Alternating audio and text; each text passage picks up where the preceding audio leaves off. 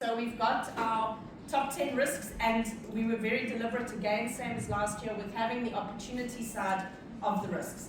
So in the top 10 risks, you've got the section of the report that details the risk as well as the opportunity. We refer a lot to the meta crisis. I know in the past we've called it a poly crisis, but we thought that the meta crisis is just making it a bit more of a unique approach. And then the interconnections that we've got. And you know, the World Economic Forum's interconnectedness map is such a useful diagram and such a useful approach. And we tried to bring it in with the tree, and it looks beautiful, but we've got a table as well in the report that actually helps you to navigate that interconnectedness as well.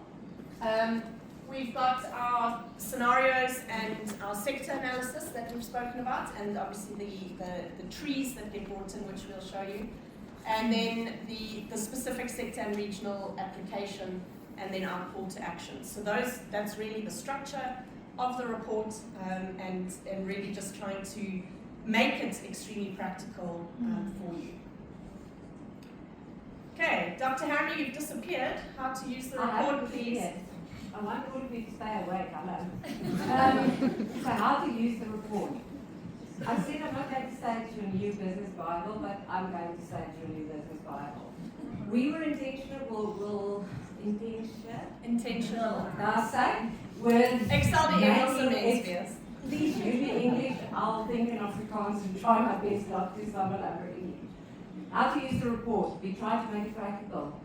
Most of you know, I've known you for years. You know, they caught me just before the grave.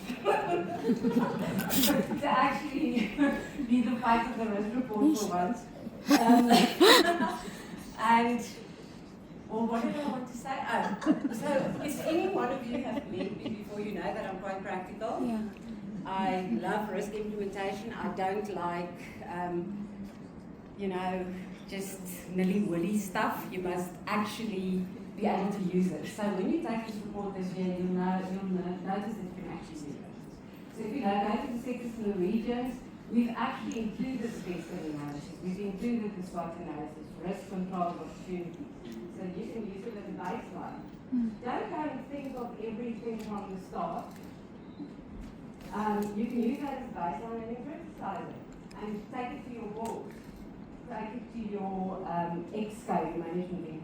Now, I work with a lot of clients that don't know what to say. And that was part of the reason why we changed it around, is that you know what to say when you get in there. Lots of people have risk people in their organizations, but it's a normal guy, well, just sitting there, they don't know where to start.